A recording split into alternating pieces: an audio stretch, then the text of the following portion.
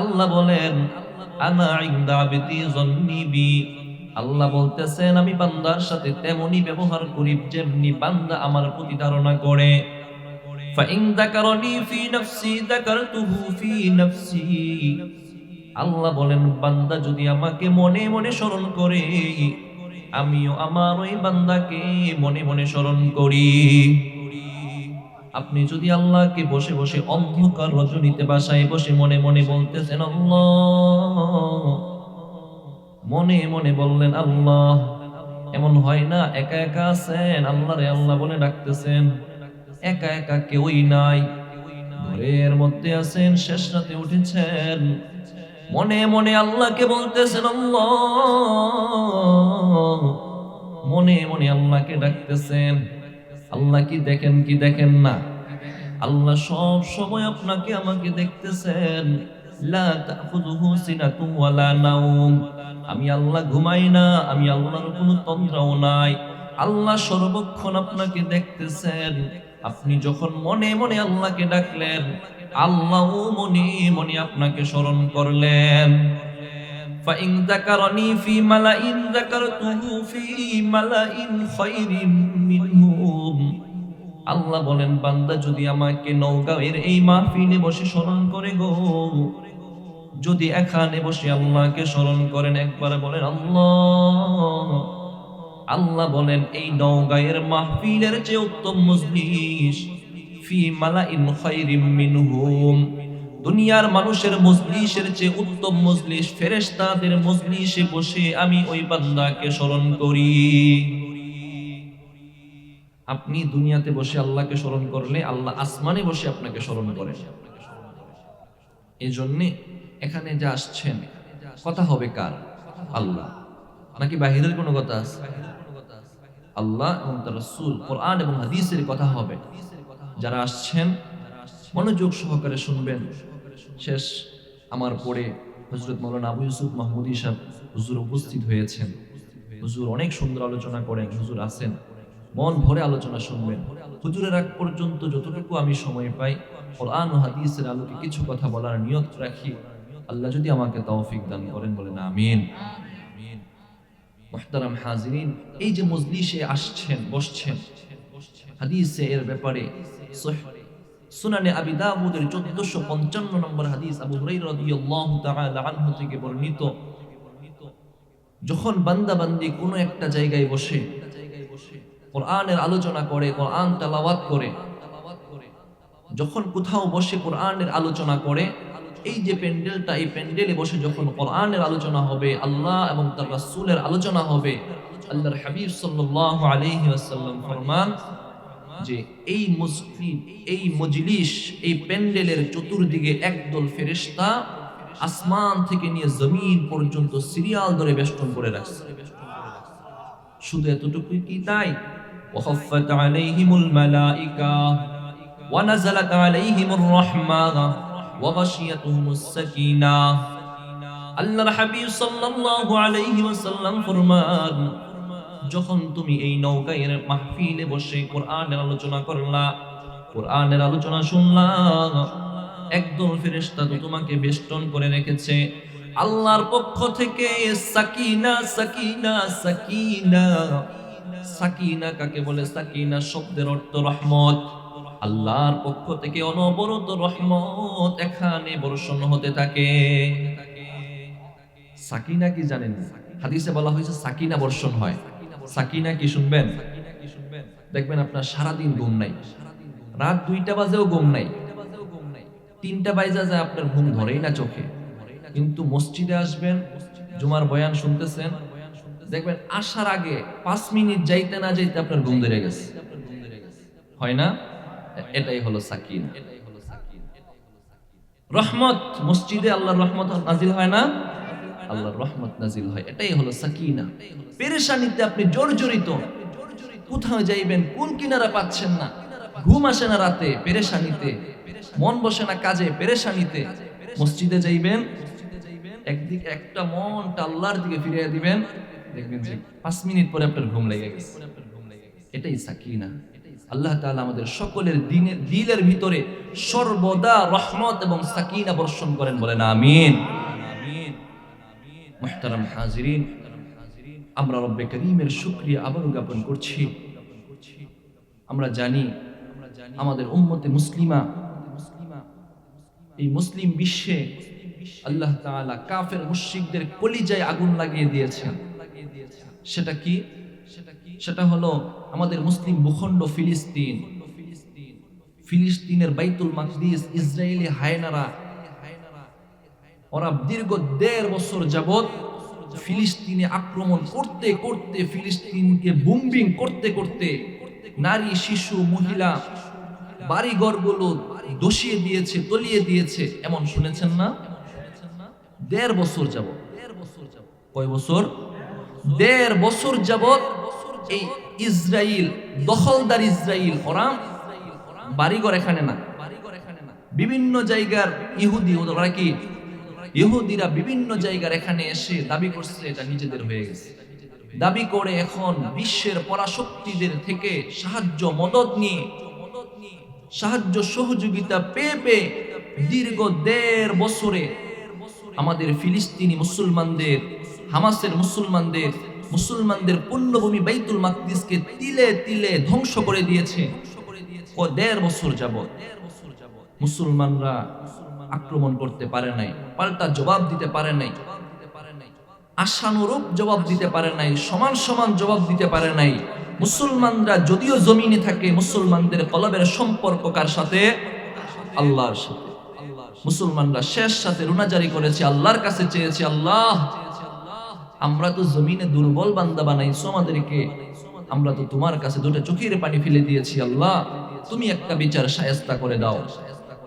যে ইসরায়েল,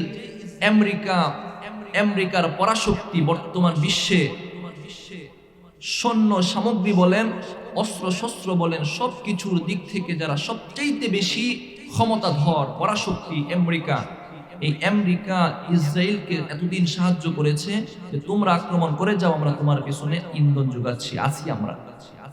1.5 বছরে হামাসের মুসলমানদের যে ক্ষতি করেছে, আল্লাহ তাআলা 2 রাতে 2 দিনের ভিতরে এর চেয়ে বড় ক্ষতি আমেরিকার করে দিয়েছে, বলে সুবহানাল্লাহ। কেমনে করলো? গত 10 তারিখ, আজকে 17 না, গত 10 তারিখে আমেরিকার ক্যালিফোর্নিয়া একটা জায়গা আছে, বিশ্বের গুনাহের যে রোল মডেল বলা হয়, লস অ্যাঞ্জেলেস, হলিউড পাড়া যেটাকে বলা হয়, যুবক ভাইয়েরা আপনারা চিনবেন, হলিউড পাড়া যেটাকে বলা হয়। খারাপ জিনিস যেখান থেকে সাপ্লাই হয়, পৃথিবীব্যাপী খারাপ যেখান থেকে সাপ্লাই হয়, খারাপের মূল ঘাঁটি যেটাকে বলা হয় হলিউড পাড়া, ক্যালিফোর্নিয়া যেটা, এই ক্যালিফোর্নিয়াতে আল্লাহ তাআলা কোন মাধ্যম থেকে আগুন জ্বালিয়ে দিয়েছেন। এই আগুনে 1400 একর জমি আগুনে তলিয়ে গিয়েছে, ভস্ম হয়ে গিয়েছে। ওদের কি আগুন নিবানোর অগ্নি নির্বাপক ক্ষমতা কম না? আমাদের যে পাইপ, ওরা আকাশ থেকে বিমান দিয়ে হাজার হাজার টন পানি ফেলে, কিন্তু কোনো লাভ নাই, আগুন আরো বাড়তেছে। আজকের নিউজ হয়েছে যে গত আগামী 2 দিনের ভিতরে এমন বায়ু বইবে, এমন বাতাস বইবে, যে বাতাসের নাম তারা দিয়েছে ডেভিল হাওয়া। এই ডেভিল হাওয়া বাতাসটা, এই বাতাসের কারণে আগুন আরো বেড়ে যেতে পারে, এই বেড়ে গিয়ে লস অ্যাঞ্জেলেসের নাম নিশানা পৃথিবী থেকে মুছে যেতে পারে। আমি তো দেখতেছি আল্লাহর মার, আল্লাহর খেলাটা আসল খেলা। ওরা বলেছিল হামাসের নাম, মুসলমানদের নাম, হামাসের নাম পৃথিবীর মানচিত্র থেকে মুছে দেয়া হবে, কিন্তু হামাসের নাম পৃথিবীর মানচিত্র থেকে মুছে যাবে না, উল্টো আরো তাদের এই পরাশক্তি যা কিছু আছে সব কিছু পৃথিবীর মানচিত্র থেকে মুছে যাবে।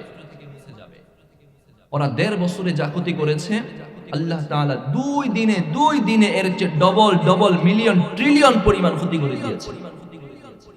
এজন্য আমি বলি, ওরা তো ক্ষতি করেছে মুসলমানদের দুনিয়া কিছুই না, দুনিয়া সামান্য, মাত্র সামান্য।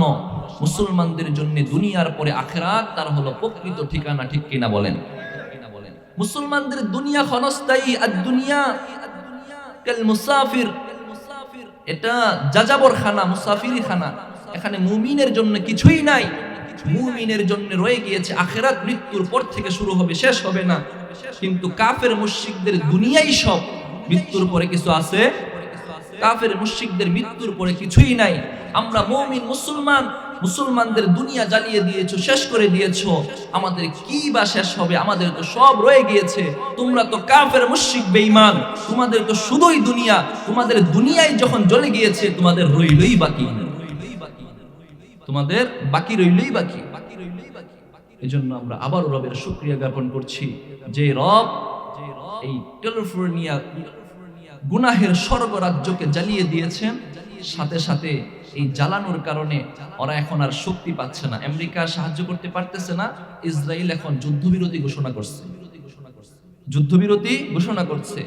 আমরা রবের আবারও শুকরিয়া জ্ঞাপন করি, আল্লাহ যে বিজয় এর সূচনা আপনি দিলেন, যুদ্ধবিরতি তো সূচনা হলো মাত্র, এর পূর্ণ বিজয় এবং ফিলিস্তিন মুসলমানদের, বাইতুল মাকদিসকে মুসলমানদের আয়ত্ত করে দেন, বলেন আমিন। এবং যেই আগুন আপনি ক্যালিফোর্নিয়ার বাড়িঘর এবং জঙ্গলে জ্বালিয়ে দিয়েছেন, এই আগুনগুলো জঙ্গল থেকে নিয়ে কাফের মুশরিকদের কলিজায় জ্বালিয়ে দেন, বলেন আমিন। এই আগুন জ্বলক, তাদের কলিজায় গিয়ে আঘাত হানো, ঠিক কিনা বলেন? তাদের কলিজায় গিয়ে আঘাত। তারা এখন যুদ্ধবিরতি ঘোষণা করেছে। আমরা বলি এখন যুদ্ধবিরতি না, এখন হওয়ার খেলার পালা, এখন খেলবো, আসো তোমরা। এখন কিসের যুদ্ধবিরতি? সমানে সমানে যখন যাব তখন হবে খেলা। তোমরা ইহুদি খ্রিস্টান বড় বড় আমেরিকার পরাশক্তি নিয়ে তখন এসবা খেলতা। এখন মাঠ সমানে সমান, প্লেয়ার তোমরাও 11 জন, আমরাও 11 জন, আসো খেলি, তাই না? দেখছেন না গত 16 বছরে খেলাধুলা হয়েছে না? আসো খেলি। আমাদের দেশে না পালাইয়া গেছে, তারা তো আবার কেমনে পালায়? হ্যাঁ, সব জায়গায় পালাচ্ছে। সেই আফগানিস্তান থেকে আমেরিকা পালিয়েছিল, লেজ গুটিয়ে পালিয়েছিল। সেই শ্রীলঙ্কায়ও পালিয়েছিল, আমার দেশেও পালিয়ে গিয়েছে।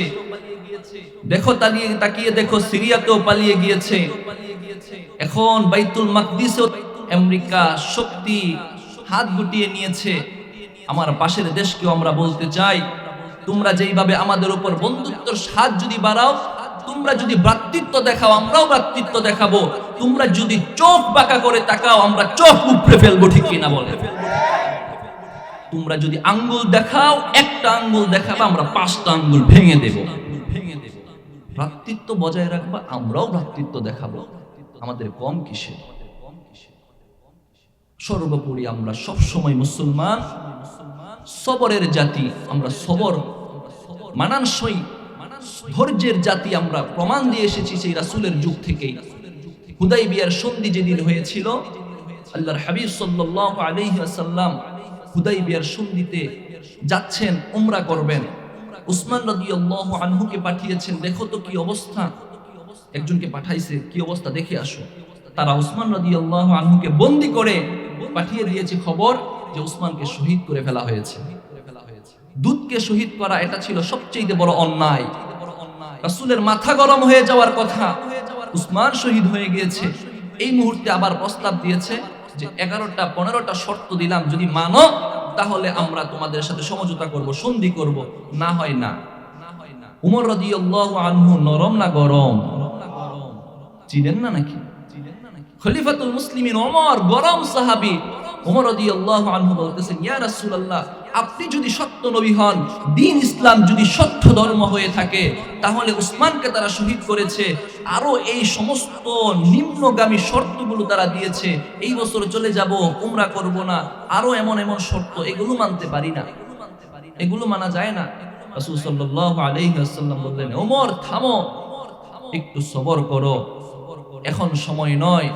আমিও চাইলাম, তুমিও চাইলা, আনা উরিদ আনতা তুরিদ ওয়াল্লাহু ফাআলুল লিমা ইউরিদ।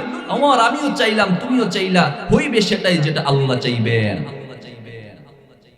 আল্লাহ চাইছেন যে তুমি ধৈর্য ধারণ করো, আমরা ধৈর্য ধারণ করলাম। দেখা গেল ঠিক হুদাইবিয়ার সন্ধির কয়েকদিন পরেই, কয়েক বছর পরেই মক্কা বিজয় হয়ে গেল, বলি সুবহানাল্লাহ। এই ফিলিস্তিনে যে যুদ্ধবিরতি ঘোষণা হলো, আমরা দোয়া করি এটা হুদায়বিয়ার সন্ধির মতো একটা সন্ধি হয়ে যাক, বিজয়ের সূচনা হয়ে যাক। এখান থেকে বাইতুল মাকদিস ফিলিস্তিনের মুসলমানরা বিজয়ের পতাকা উড্ডীন করো, আমরা দোয়া করি, বলি আমিন। মুহতারাম হাজিরিন, আলোচনা তো ওই দিকে না, আমরা রবের শুকরিয়া জ্ঞাপন করলাম যে রব ক্ষমতা দেন, সুযোগ দেন। এই যে আপনাকে আমাকে এখানে আসার সুযোগ দিলেন। কেউ কি বলতে পারি কালকের ফজর দেখব? কেউই বলতে পারি না। এক মুহূর্তের নাই ভরসা। যে এই পংক্তিটা, এই লাইনটা যে বলেছিল এক মুহূর্তের নাই রে ভরসা, যখন সে বলতেছে স্টেজে দাঁড়িয়ে দাঁড়িয়ে, আল্লাহ দেখাইতে চান যে এই কথাটাই সত্য। ইদা জা আজালুকুম লা ইস্তাখিরুনা সাআতাও ওয়া লা ইস্তাকদিমুন।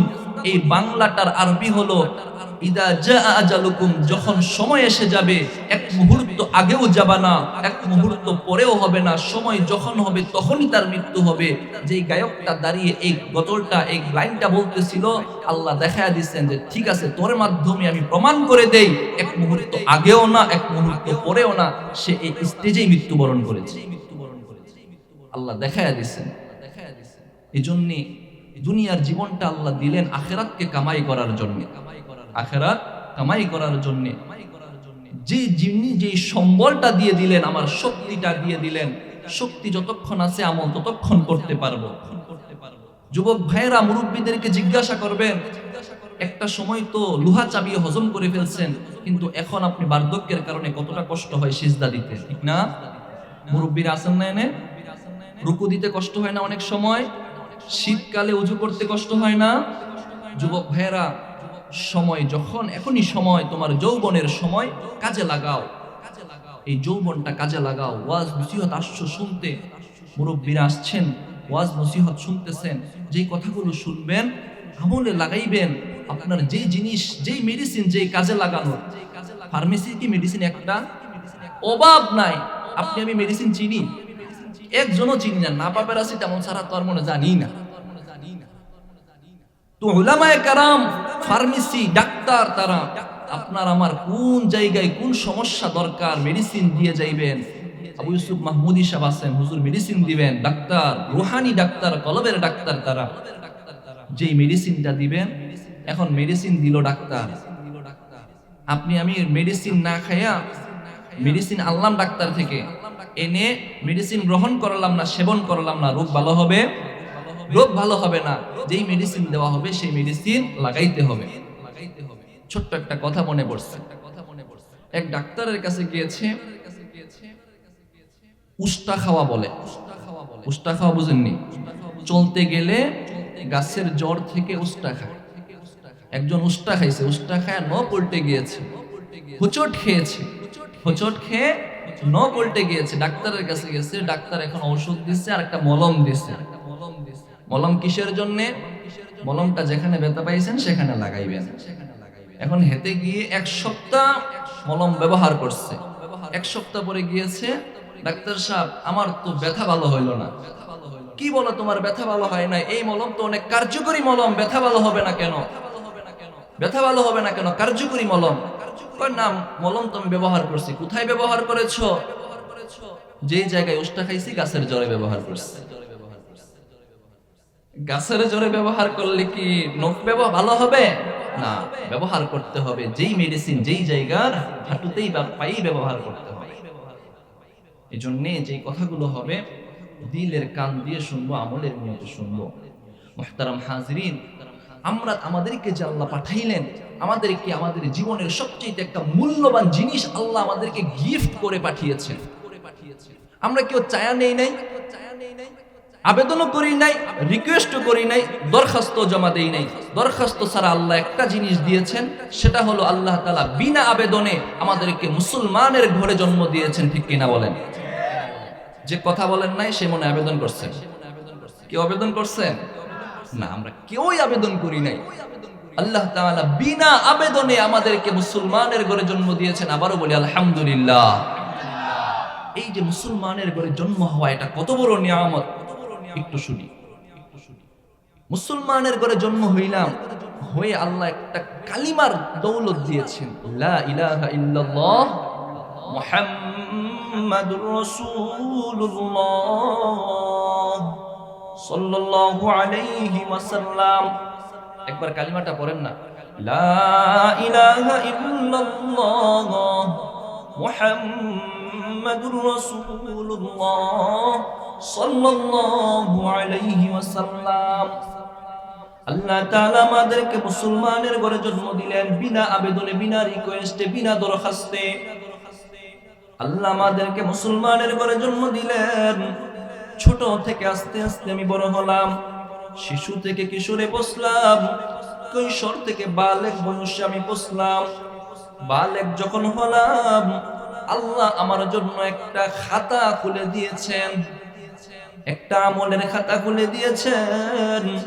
আমার ডান কাঁধে একজন ফেরেশতা, বাম কাঁধে একজন ফেরেশতা রেখে দিয়েছেন। কিরামান কাতিবিন, সম্মানিত দুইজন ফেরেশতা আল্লাহ রেখে দিয়েছেন। ইয়ালামুনা মা তাফআলুন।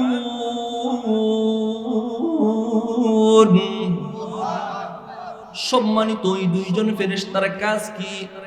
আপনি যখন কোনো ভালো কাজ করবেন, সম্মানিত দুইজন ফেরেশতার ডান কাঁধের ফেরেশতা আপনার ভালোটা নেকি লিখে দিবেন। কিরামান কাতিবিন ইয়ালামুনা মা তাফআলুন। সম্মানিত দুইজন ফেরেশতার বাম কাঁধের ফেরেশতার কাজ কি? যখন আপনি কোনো একটা খারাপ কাজের দিকে অগ্রসর হবেন, ফেরেশতা বলবে তুমি যাইও না, দাঁড়ায়া থাকো। আপনি আরেকটু অগ্রসর হইতেছেন, ফেরেশতা বলবে আল্লাহর বান্দা একটু থেমে যাও, আল্লাহ তোমারে বানাইলেন, আল্লাহ তোমাকে হায়াতের মতো নৌবন দিলেন, আল্লাহ তোমাকে শ্বাস প্রশ্বাস জারি করে দিলেন, কত নিয়ামত দিলেন, সুস্থতার নিয়ামত দিলেন। এই হাতটা দিয়ে তুমি অন্যের বাসায় চুরি করতে যাইতেছো, অন্যের ক্ষতি করতে যাইতেছো। এই জবানটা দিয়ে মীমাংসা, অন্যায়ভাবে ফায়সালা করার জন্য যাইতেছো। কোন গুনাহের কাজের দিকে যখন অগ্রসর হইতেছো, ফেরেশতা তাকে বারণ করে ফেরেশতা তাকে বাধা দেয়। ওই লোকটা তো শুনে না। ফেরেশতা বাধা দিলে কেউ শুনছেন? ফেরেশতা বাধা দেয় কিন্তু সে শুনে না, সে যাইতেই থাকে। তার মন চায়, শয়তানও বলে যাও যাও, গুনাহ অনেক মজা লাগবে, দুনিয়া অনেক মজা। একটা নারীকে যদি তুমি স্পর্শ করতে পারো কত মজা লাগবে, একজনের গাছ থেকে যদি ডাব পেড়ে খেতে পারো কত মজা লাগবে, একজনের জমি যদি তুমি আইল ভেঙে আরেকজনের জমিতে প্রবেশ করতে পারো তোমার কত ভালো লাগবে, জমি বেড়ে যাবে। তুমি যদি অন্যায়ভাবে কারো ফায়সালা করতে পারো তোমার পকেটে কিছু টাকা আসবে। গুনাহের প্রতি যখন বান্দা অগ্রসর হয়, গুনাহ যখন সামনে যায়, গুনাহটা করার পর তারপর বাম কাঁধের ফেরেশতা গুনাহ লিখে ফেলে, এর আগে লিখে না। গুনাহ করার আগ পর্যন্ত আল্লাহ বান্দারে ফেরেশতার মাধ্যমে ডাকতে থাকে, দেখো বান্দা যাইও না। আল্লাহ নিয়ামত দিলেন, সুস্থতার নিয়ামত দিলেন, যৌবনের নিয়ামত দিলেন, শ্বাস প্রশ্বাস, সুস্থতা। এই যে দেখেন আপনি আমি সুস্থতার সাথে খাবার খাইতে পারি, এটা নিয়ামত না? যার একটু গলায় সমস্যা, খাবার ঢুকে না, তাকে নল দিয়ে খাবার দিতে হয়, সেই বুঝে খাবারের কষ্টটা কত। এই খাবার আবার পেটে গিয়ে যদি না বের হয়, কষ্ট কি কম না ডবল?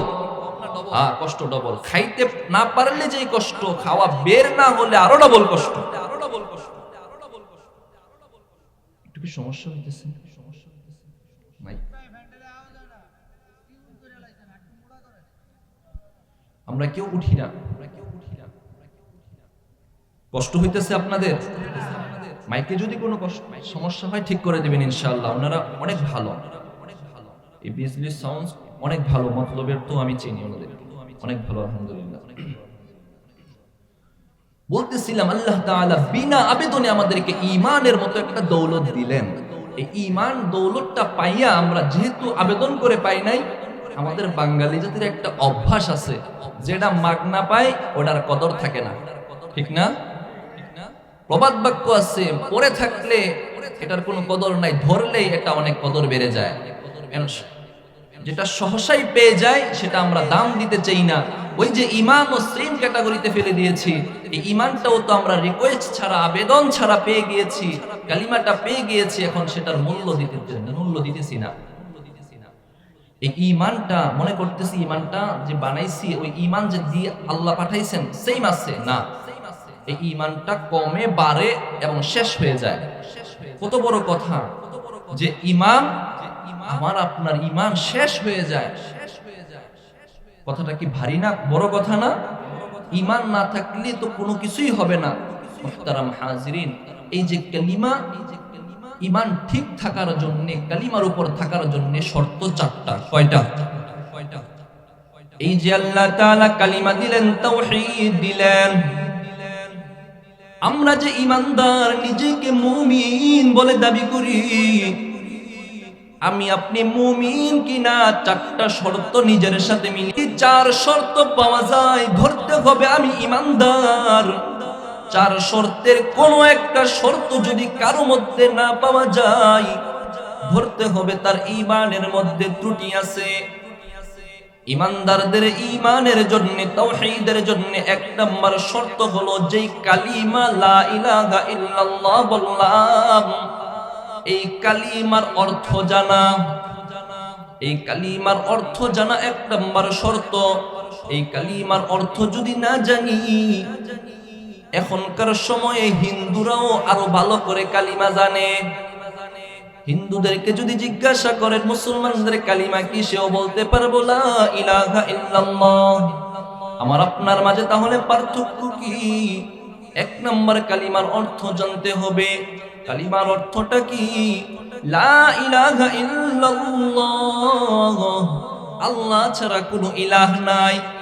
দিলের মধ্যে শুধু আল্লাহ আছে, আল্লাহ ছাড়া আর কেউ নাই।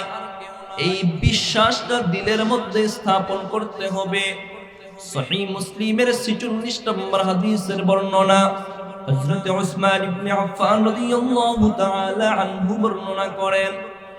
عن عثمان بن عفان رضي الله تعالى عنه قال قال رسول الله صلى الله عليه وآله وسلم من مات وهو يعلم أنه لا إله إلا الله دخل الجنة.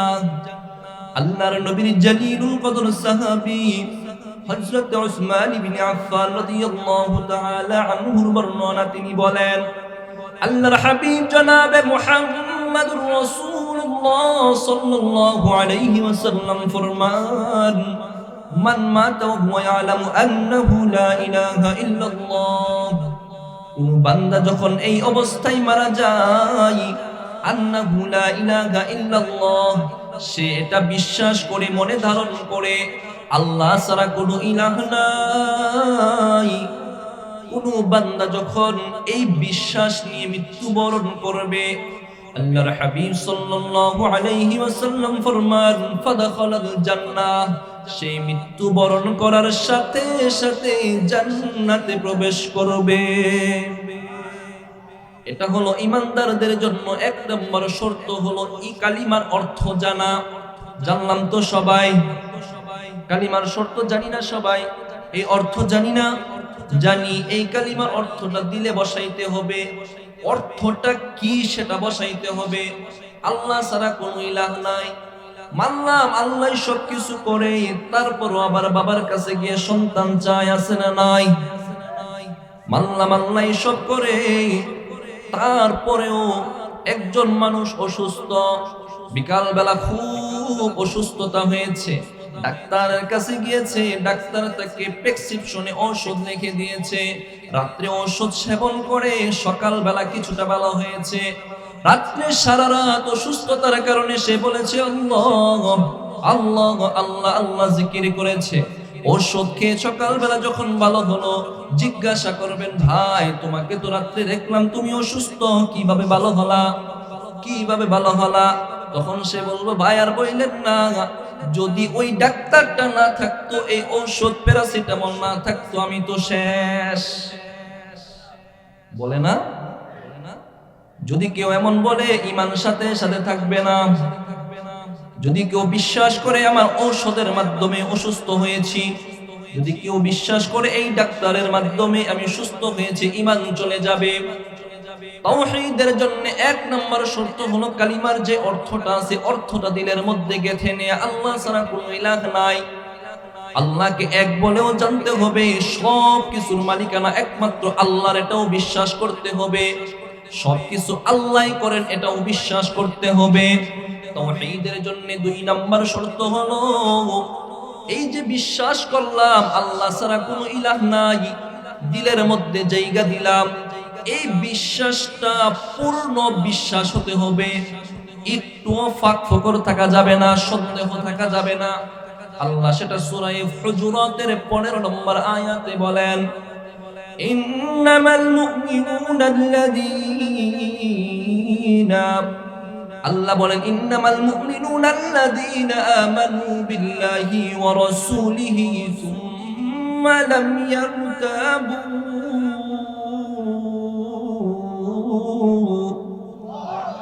আল্লাহ বলেন সুম্মা লাম ইয়ারতাবু, মুমিন যখন ঈমান আনে, মুমিনের ঈমানের পর ঈমান বহাল থাকে তখন, যখন সে সন্দেহ পোষণ করে না।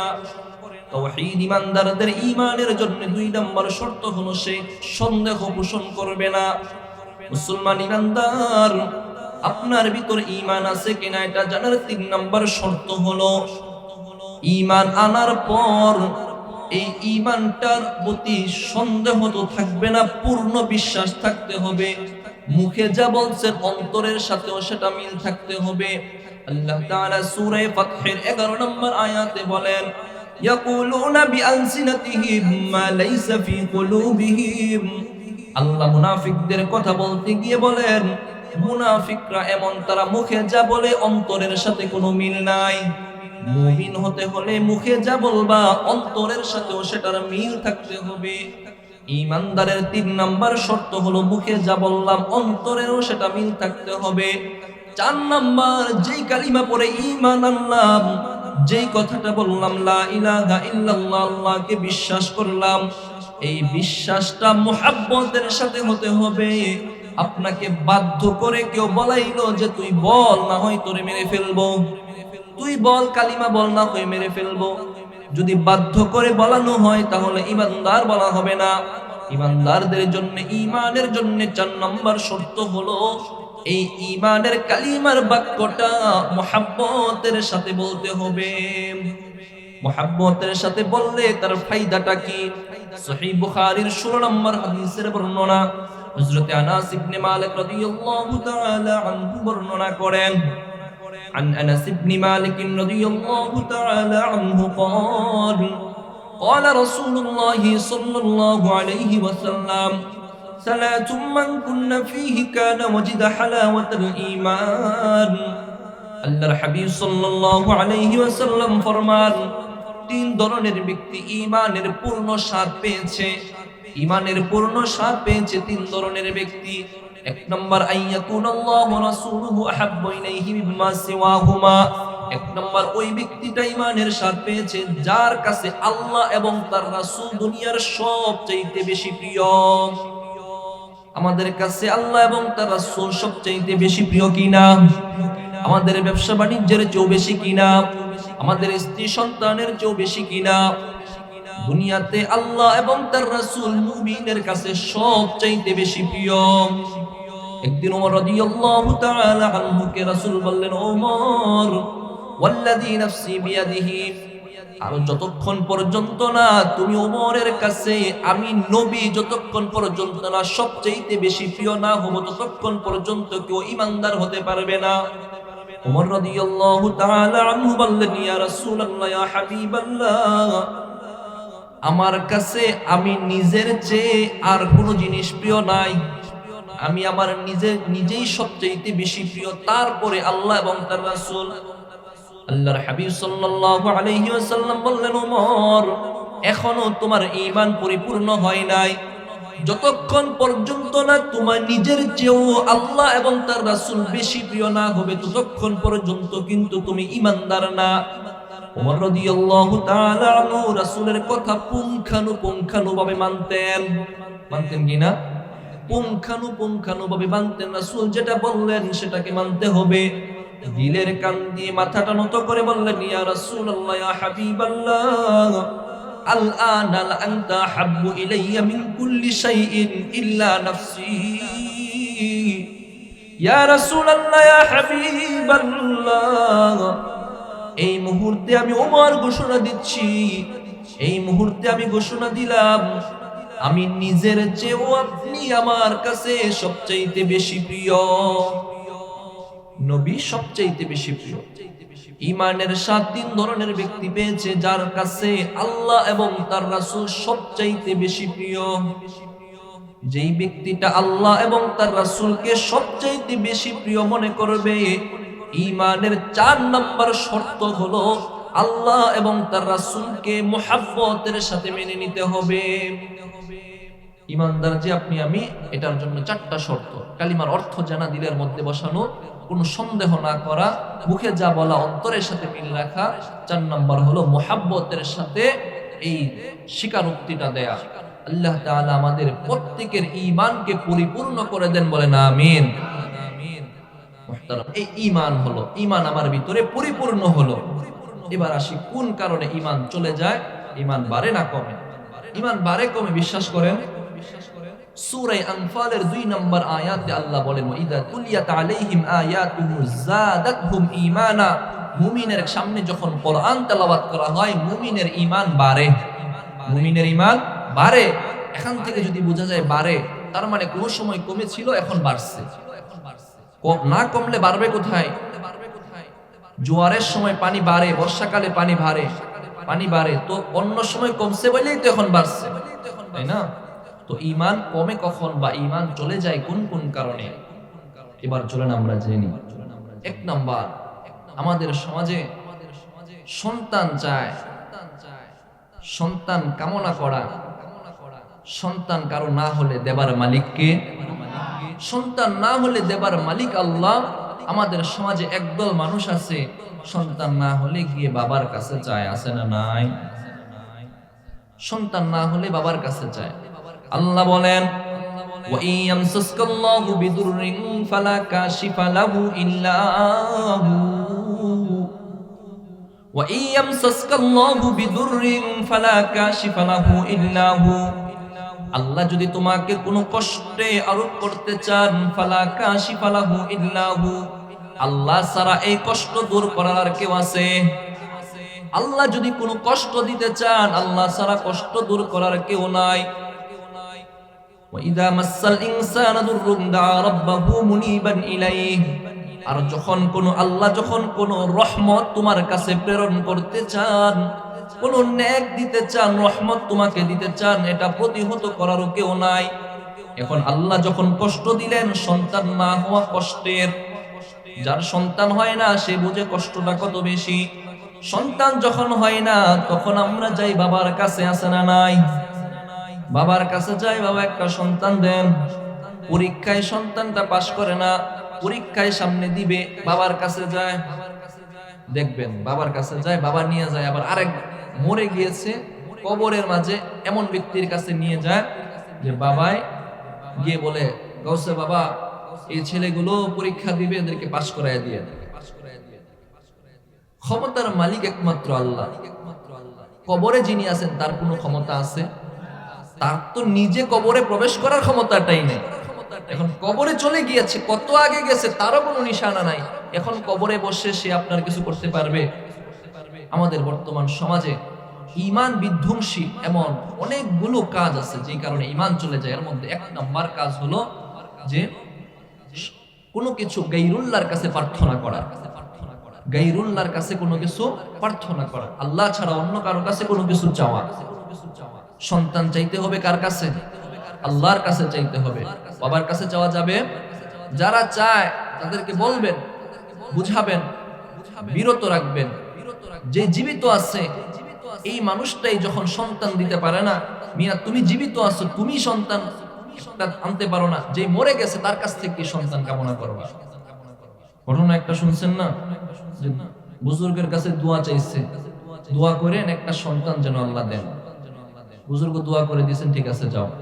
1 বছর পরে এসে বলতেছে, হুজুর দোয়া তো করলেন, কোনো কাজে দিল না, কোনো সন্তান তো পাইলাম না। বলতেছে, সন্তান চাইতেছো, বিয়ে করছো নি? না, তো বিয়ে করি নাই। তো বিয়ে করে না করলে সন্তান পাইবনি। ওসিলা ঠিক জায়গায় লাগবে। যার কাছে চাইতে হবে তার কাছে চাইতে হবে। এখন যদি আমি গিয়ে চাই বাবার কাছে পাবো, বাবার কাছে পাওয়া যাবে না। এক নাম্বার আমাদের প্রার্থনা গায়রুল্লাহর কাছে হবে না, আল্লাহর কাছে হবে। এক নাম্বার আমাদের করণীয়, অথবা আমাদের ঈমান যে চলে যায়, আমরা গায়রুল্লাহর কাছে প্রার্থনা করি এই কারণে। দুই নাম্বার ঈমান চলে যাওয়ার কারণ হলো আমাদের সমাজে আমরা অনেক সময় হাতে আংটি পরি না। আংটি আংটি কয়টা পরা সুন্নত? একটা পরা সুন্নত। দেখবেন এক একজনের আঙ্গুল 5টা, আংটি পড়ছে 10টা, আংটি পড়ছে 10টা। এই আংটি পরে অথবা ধাতব কোনো দ্রব্য ব্যবহার করে কি জন্যে? কোনো একজন এটা দিয়েছে অথবা কিনেছে রাস্তায়, জ্যোতিষীবিদ অথবা কোনো একজনের কাছ থেকে দেখবেন বিক্রি করে যে এই আংটিটা নিবেন, মনের আশা পূর্ণ হবে, এই আংটিটা দিয়ে আপনার বিয়ে হবে, এই আংটিটা দিবেন সন্তান হবে, এই বলে বলে আংটি বিক্রি করে। দেখছেন আপনারা? এগুলো বলে বিক্রি করে। এই আংটি অথবা ধাতব কোনো দ্রব্য বস্তু যদি আপনি হাতে ব্যবহার করেন আর মনে করেন এর মাধ্যমে আপনার মনের আশা পূর্ণ হবে, তাহলে আপনি শিরিক করলেন, আপনার ঈমান চলে যাবে, আপনার ঈমান চলে যাবে। এক লোক হাতে আংটি পরছে 5টা, কয়টা? 5টা। এখন তাকে জিজ্ঞাসা করলো, ভাই এতগুলো আংটি কেন পরলেন?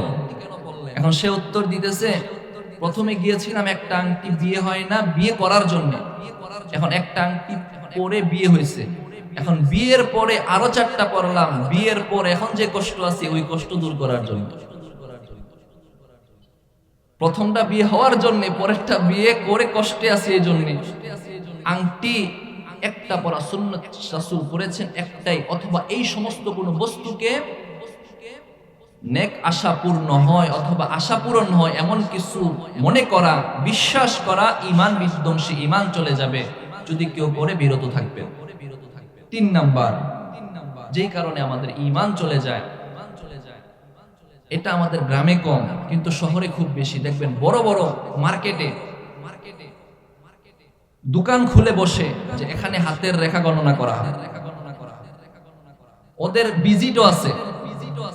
আপনি ভিজিট দেখাইবেন, তাকে দেখাইতে হলে আপনার ভিজিট লাগবে। আবার ওরা জ্যোতিষী বিদ্যা করে, বিয়ে করবে গিয়ে বলে যে দেখেন তো এই মাসে কোনো খারাপ ডেট আছে কিনা, এমনকি কোনো অবাস্তব কথা বলতেছি। দেখেন ভাই, একজনেরও যদি এই সমস্ত কারণে ঈমানটাই চলে যায়, আমি শুরুতে এতক্ষণ বুঝাইলাম আপনার আমার সবচেয়ে জীবনের মূল্যবান সবচেয়ে দামি সম্পদের নাম কি? আবারও বলেন, সবচেয়ে দামি সম্পদের নাম কি? ঈমান সবচেয়ে দামি সম্পদ। ঈমানের পর সবকিছু গ্রহণ হবে, আমল গ্রহণ হবে। ঈমান না থাকলে কাজে লাগবে না। ঈমান না থাকলে যে লাগবে না, ঈমান না থাকলে যে কি হবে, 7টা আয়াত থেকে 7টা দলিল দেব। প্রথমে শুনি কোন কোন কারণে ঈমান চলে যাচ্ছে। 3 নাম্বার, এই যে জ্যোতিষীবিদ আছে যারা হাতের রেখা দেখে গণনা করে, অথবা আপনার ছেলের বিয়ে হবে, বড় লোকরা এটা বেশি করে, বিয়ে করবে গিয়ে বলে দেখেন তো সামনের মাসে কোনো ফাড়া আছে কিনা, মঙ্গল আছে কিনা, অথবা শনি আছে কিনা দেখে দেন। সে হাত দেখে বলে না না, তোমার তো সামনের মাসে বিয়ে করলে অনেক বড় ধরনের ফাড়া আছে, এটা বলে দেয়। এমন আছে না নাই? আছে। তাদের আবার ভিজিট আছে। আমি বলছি এই জ্যোতিষীবিদ যারা আছে তাদের কাছে ভাগ্য দেখানো, হাতের রেখা দেখে ভাগ্য নির্ধারণ করা সুস্পষ্ট কুফরি, শিরিক করার সাথে সাথে তার ঈমান চলে যাবে। আল্লাহ আমাদেরকে এই সমস্ত বিষয় থেকে হেফাজত করেন, বলেন আমিন। 4 নাম্বার যেই কারণে ঈমান চলে যায়, দেখবেন বাবার নামগন্ধ নাই, ভণ্ড পীর, ল্যাংটা বাবা আছে না নাই? মতলবের দিকেও একটা আছে, কাপড় পরে না, জীবনও কাপড় পরে নাই, ল্যাংটা বাবা, তারও মুরিদ আছে। এই বাবা তার যে মাজার আছে, মাজারের গিলাফ অথবা মাজারের মাটি, এইগুলো একদল সাথে রাখে, গিলাফের কাপড়টা সাথে রাখে, মনে করে এটা সাথে থাকলে আমার কোনো অমঙ্গল হবে না। ভাই বিশ্বাস করেন, আমি মাঝে মাঝে আমার কান পর্যন্ত এই সমস্ত বিষয় আসে বলে আমি আপনাদের কাছে বলতেছি। কষ্ট পাইতেছেন? দেখেন, ঈমান চলে যাবে, মূল বস্তুটাই আমরা হারিয়ে ফেলবো। যারা নাকি এই যে মাজারের মাটি নিয়ে আসে অথবা মাজারের এই যে কাপড়, কাপড় ছিঁড়ে একটু কাপড় নিয়ে আসে। এমনকি কাবার গিলাফ আছে না, আল্লাহ তো আমাকে কাবা শরীফ ধরার সুয়ার তৌফিক দিবেন। আমি দোয়া করি যারা একবার গেছেন বারবার, যারা যান নাই তাদেরকে অতি দ্রুত যাওয়ার আল্লাহ ব্যবস্থা করে দেন, বলেন আমিন। আমরা দেখছি অনেক সময় তো কাবার পাশে থাকতাম, অনেক মানুষ পাকিস্তানিরা বেশি কাবার যে নিচের অংশটা আছে এটা ছুঁইতে ছুঁইতে একদম পারে সুতা বের করে ফেলে। নামাজের আগে কি করে, একজন মেশিন দর্জি আছে, সে এই সুতা যেগুলো কেটে নষ্ট করে ফেলে এগুলো আবার ঠিক করে দেয়। মানুষ এগুলো মনে করে কি এটা যদি আমি নিয়ে আসতে পারি তাহলে এটা আমার জন্য খুব মঙ্গল। বাস্তবে দেয়ার মালিক কি কাবা না আল্লাহ? দেয়ার মালিক আল্লাহ। যদি ওরা আবার বলে দেখো ভাই এগুলো করো না, আল্লাহর কাছে চাও আল্লাহ দিবেন, আল্লাহর কাছে চাও, পুলিশরা বলে দেয়। কিন্তু পাকিস্তানিরা বেশি, বাঙালিও আছে কম কম, ওরা বুঝে না, ওরা লাফাইতে থাকে ছিঁড়ে ফেলে এই করে ওই করে। তো ওটা যদি দেয়ার মালিক না হয় কাবার গিলাফ, তুমি মাজারে বাবার গিলাফ, তার চেয়ে কত বড় দামি মিয়া, তার চেয়ে কত দামি জিনিস হয়ে গেল। দেখবেন মাজারের মাটি কপালে মাখে, মাজারের মাটি বুকে মাখে, মাজারের মাটি একটা কৌটায় ভরে পকেটে রাখে, মাজারের কাপড় গিলাফ এটা পকেটের কৌটায় ভরে তাবিজে ভরে রেখে দেয়, বলে যে এটা দিয়ে নেক উদ্দেশ্য নেক মাকসাদ পূরণ হবে। বস্তুত তার ঈমানই নাই, ঠিক কিনা বলেন? 4 নাম্বার।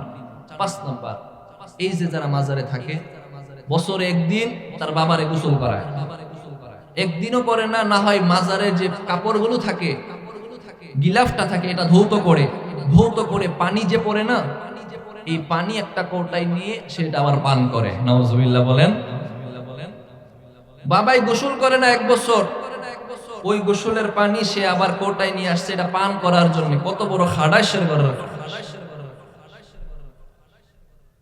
একটা সুস্থ রুচি সম্পন্ন ব্যক্তি তো এটা করতে পারে না। যদি কেউ এই পানি অথবা এমন কোন জিনিস আনে যে তোমার এটা দ্বারা তোমার সব আশা পূর্ণ হয়ে যাবে, নিয়ে যাও, ফু দিয়া দিলাম, মৎস্য চাষ করে খাবা, মৎস্য, এইভাবে যদি কেউ বলে তাহলে সাথে সাথে তার ঈমান চলে যাবে। 5 নাম্বার। 6 নাম্বার, খাজা বাবার নামে ডেক আছে না নাই?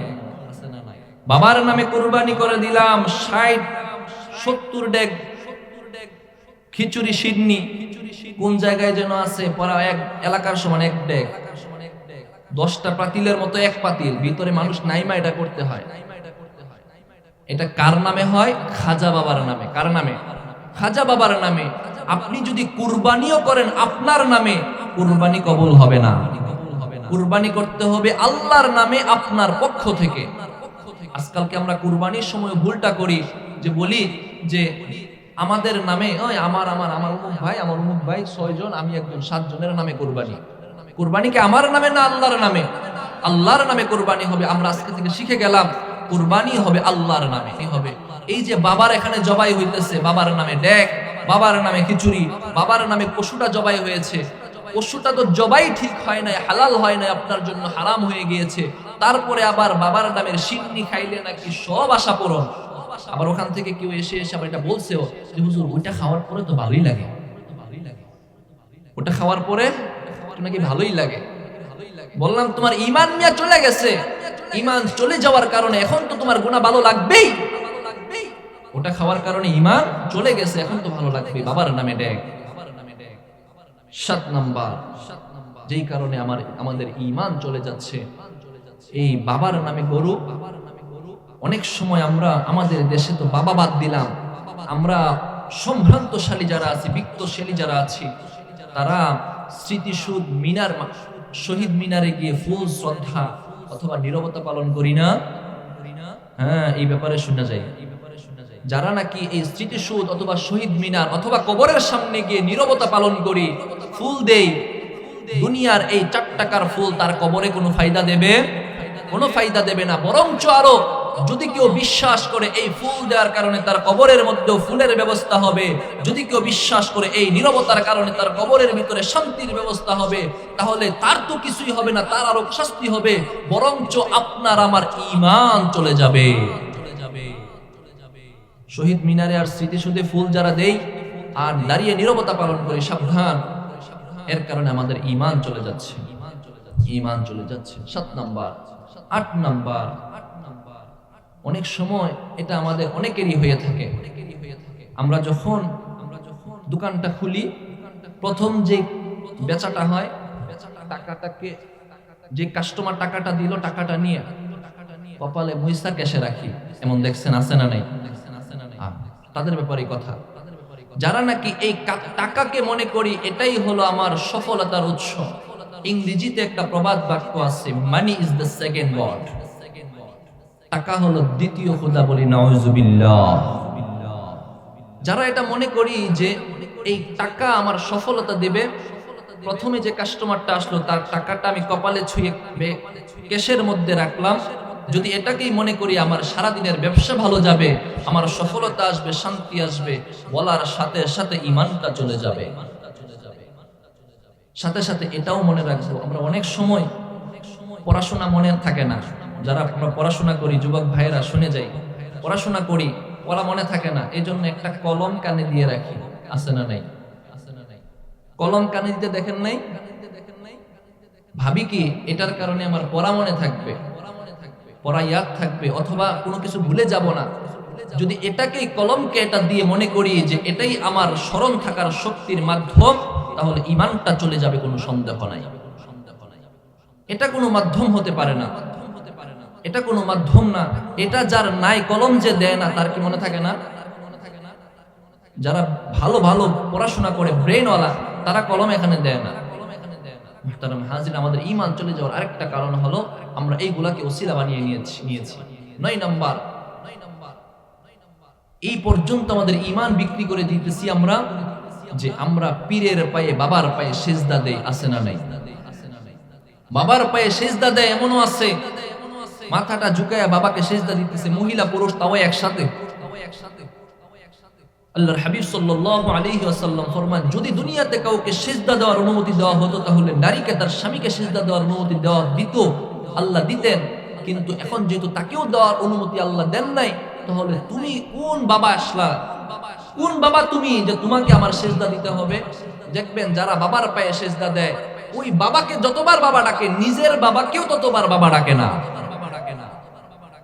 নিজের বাবাকেও ততবার বাবা ডাকে না। এই বন্ড বাবারে যতবার বাবা ডাকে, এই সিজদা দিতেছে, ঈমানটা চলে যাইতেছে। 10 নাম্বার, আমাদের আজকের সমাজে মহিলারা, তাদের কিছু না বললে কেমনে, মহিলারা মাথায় টিপ দেয়নি, কপালে টিপ দেয় না। মহিলারা নিজেরাও টিপ ব্যবহার করে, সাথে সাথে বাচ্চাদেরকেও কপালে একটা টিপ দেওয়ায়, আছে না? আপনাদের সমাজে আসেনি? বাচ্চাদেরকে টিপ দেয়, কালো টিপ। আজকে থেকে দিবেন না, বাচ্চাদেরকে কপালে কালো টিপ দিবেন না। মহিলারাও যারা কপালে টিপ ব্যবহার করে, আজকে থেকে করবেন না। এটা শিরকি কার্যকলাপ। শুধু শিরকি না, জেনে নেই আরো কত বড় কার্যকলাপ। যারা এই টিপটা দেয় ভাবে যে কারো নজর লাগবে না, এই কারণে দেয় না যে মানুষের নজর যেন না লাগে। আরে নজর লাগানোর মালিককে, নজর লাগে সত্য, কিন্তু তুমি টিপ কেন দেও? রাসূলের সুন্নাহ কেন তোমার ভিতরে নাই মিয়া? রাসূলের সুন্নাহ হলো, রাসূলকে যখন জাদু করা হয়েছে, আল্লাহর পক্ষ থেকে সূরা এসেছে সূরা ফালাক, আল্লাহর পক্ষ থেকে সূরা এসেছে সূরা নাস।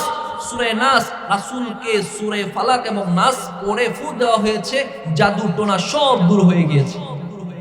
আজকে তুমি রাসূলের সুন্নাহ থেকে দূরে গিয়ে তুমি করতেছো কি? কালি দিতেছো মিয়া। এটা শিরকি কার্যকলাপ। যদি ভাবো এটার কারণে নজর লাগবে না, মঙ্গল হবে, সাথে সাথে তোমার ঈমানটা চলে যাবে। সাথে সাথে আপনি তারিখের কিতাবে পাবেন, যেই সমস্ত মহিলারা আজকে কপালে টিপ পরি, তারা জেনে নেই, কানটা লাগিয়ে শুনে নেই, ইব্রাহিম আলাইহিস সালাতু ওয়াস সালাম একজন নবী ছিলেন, নাম শুনেছেন? ইব্রাহিম আলাইহিস সালাতু ওয়াস সালামের যুগে যেই সমস্ত মহিলারা টিপ দিত, ওই সমস্ত মহিলারাই টিপ দিত যারা পতিতা ব্যবসা করত। পতিতা ব্যবসায়ীদেরকে চেনা যেত এই টিপের মাধ্যমে। কোন যুগের কথা? ইব্রাহিম আলাইহিস সালামের যুগের কথা। ওই সময় পতিতা ব্যবসায়ীদেরকে চেনা যেত এই টিপের মাধ্যমে। আজকালকে তোমরা ফ্যাশনের নামে টিপ পরে কি বোঝাতে চাচ্ছ? এটা ফ্যাশন না পতিতা? ওই জায়গার কিন্তু সাবধান। আজকালকে আমরা মহিলারা এই টিপ ব্যবহার করব না, সাথে সাথে বাচ্চাদেরকেও যে আমরা এটা ব্যবহার করেছি, তারা আমরা আজকে থেকে আর করব না। আল্লাহ তাআলা যেন আমাদেরকে এগুলো থেকে বাঁচার তৌফিক দান করেন, বলেন আমিন।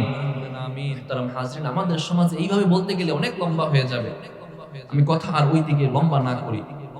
এখন আমরা আলোচনা কয়েকটা শুনবো যে ঈমান যদি চলে যায়, এই কয়েকটা কারণ বললাম, ঈমান চলে যায়, চলে গেল, যাদের ঈমান চলে যায় তাদের শাস্তিগুলো কি, কত বড় ওয়াঈদ তাদের ব্যাপারে। যদি শিরিক করি, শিরিক করলে ঈমান থাকে? ঈমান থাকে না। শিরিক করলে ঈমান চলে যায়। শুধু কি ঈমান চলে যায়, সাথে সাথে আর কি হয়?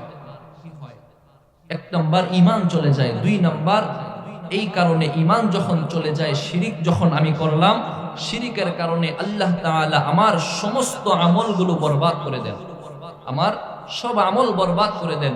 আল্লাহ তাআলা সূরা নাজমের 65 নম্বর আয়াতে আল্লাহ বলেন, বিসমিল্লাহির রহমানির রহিম, وَلَقَدْ أَوْحَيْنَا إِلَيْكَ وَإِلَى رُسُولٍ مِّن رَّبِّكَ لَئِنْ أَشْرَكْتَ لَيَحْبَطَنَّ عَمَلُكَ وَلَتَكُونَنَّ مِنَ الْخَاسِرِينَ।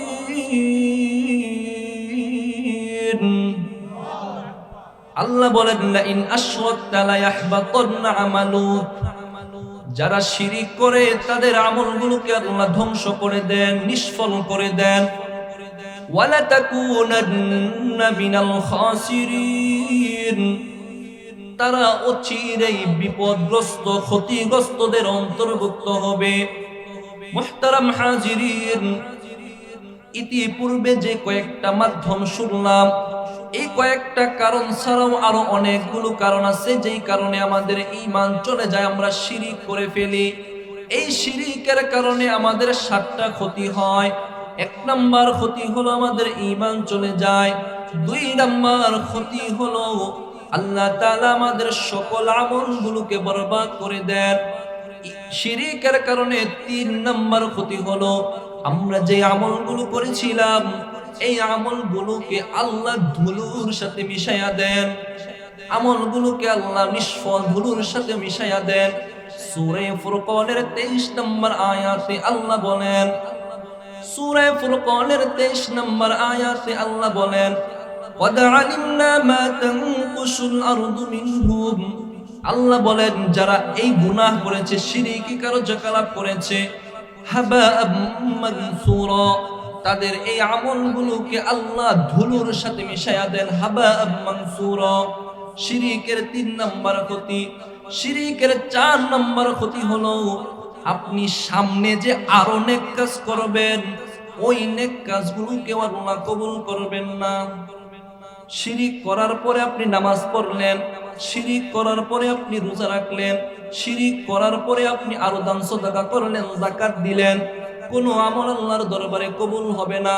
আল্লাহ তাআলা সূরা কাহফের 105 নম্বর আয়াতে বলেন, উলাইকাল্লাযীনা কাফারু বিআয়াতি রাব্বিহিম, যারা আল্লাহর আয়াত সমূহকে অস্বীকার করে, আল্লাহর আয়াত সমূহকে যে অস্বীকার করে, কিয়ামতের দিন তাদের আমলগুলোকে আল্লাহ মিজানের পাল্লায় উঠাবেন না। শিরিক করার পরে যেই নেক আমলগুলো আপনি করলেন, ওই নেক আমলগুলোকে আল্লাহ মিজানের পাল্লায় উঠাইবেনই না। বোঝা গেল শিরিকের পরে যে আমল আপনি করলেন, আমলগুলো আল্লাহর দরবারে কবুল হলো না। শিরিক করার পর 4 নম্বর ক্ষতি।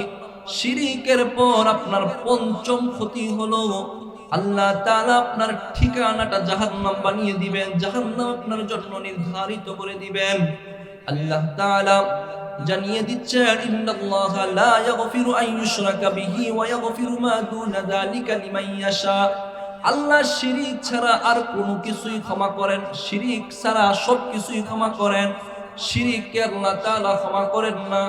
যেই ব্যক্তিটা শিরিক করবে, ইন্নাহু মান ইউশরিক বিল্লাহ, যে আল্লাহর সাথে শিরিক করবে, ফাকাদ হারামাল্লাহু আলাইহিল জান্নাহ। 6 নাম্বার তার ক্ষতি হলো আল্লাহ তাআলা তার জন্য জাহান্নামটাকে হারাম করে দেন। ওয়া মাওয়াহুন নার, এবং তার ঠিকানাটা জাহান্নাম বানিয়ে দেন। মুহতারাম হাজিরিন, যারা গুনাহ করে, গুনাহের মধ্যে সর্বোচ্চ গুনাহ হলো শিরিক, এই শিরিক যারা করে তাদের 7টা ক্ষতি হয়। 1 নাম্বার তাদের ঈমান চলে যায়, 2 নাম্বার তাদের আমলগুলোকে আল্লাহ বরবাদ করে দেন, 3 নাম্বার তাদের নেকি সমূহকে আল্লাহ তাআলা ধুলোর সাথে মিশায়া দেন, 4 নাম্বার সামনে যেই নেক কাজগুলো করে শিরিকের পর ওই নেক কাজগুলোকে আল্লাহ কবুল করেন না, 5 নাম্বার আল্লাহ তাআলা তার ঠিকানাটা জাহান্নামের মধ্যে করে দেন, 6 নাম্বার জান্নাত থেকে তার নামটা কেটে দেন, জান্নাত থেকে নাম কাটা হয়ে যায়। তো জানলাম শিরিক করলে জান্নাত পাওয়া যাবে না। বয়ানের শুরুতে বলেছিলাম জান্নাতে যাওয়া যাবে একটা আমলের মাধ্যমে, সেটা কি? কালিমা।